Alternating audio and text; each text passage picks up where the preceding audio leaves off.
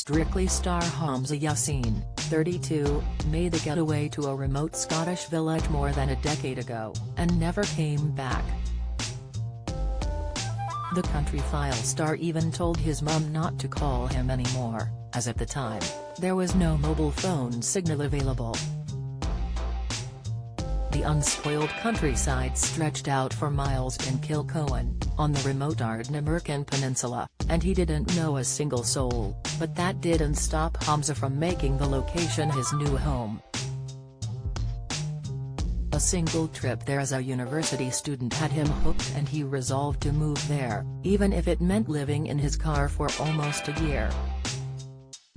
It took him an entire week to persuade his anxious parents that he wanted to relocate, especially when he had to tell them, "Don't call me, I'll call you."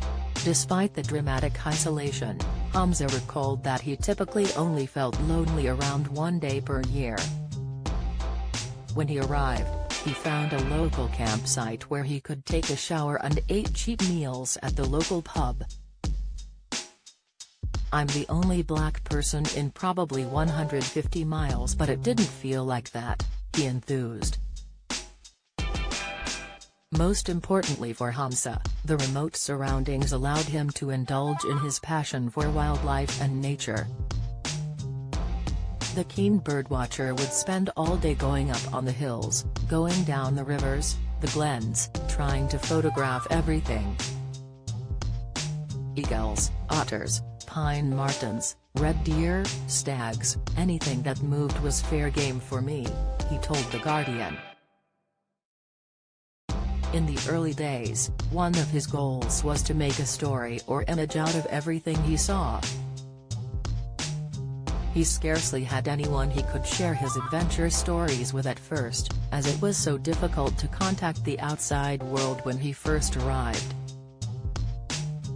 However, over time he made friends by offering to chop logs for the locals, something which he still loves to do even today. He now has a career as a wildlife cameraman and presenter for the BBC, but that didn't stop him wanting to muck in with the difficult jobs and be part of an altruistic community. One neighbor, Tom, would regularly call him with the offer of an opportunity to get some exercise. "Yes. And I know exactly what it is, we'll spend half a day chopping logs," he chuckled. In his early days in Kilcohen, he agreed to do the task so that he could earn some money to fill up the petrol tank of his car, and fuel his stomach with food, too. Yet now it's about friendship for him, and he believes that caring communities like his represent a beautiful harmony of what humanity should be living like. While his exercise was once chopping logs, currently it's jiving on the dance floor with his pro-partner Yovita Gistal. The pair are tipped to win this series by bookies, although Will Mellor is another strong contender for the title.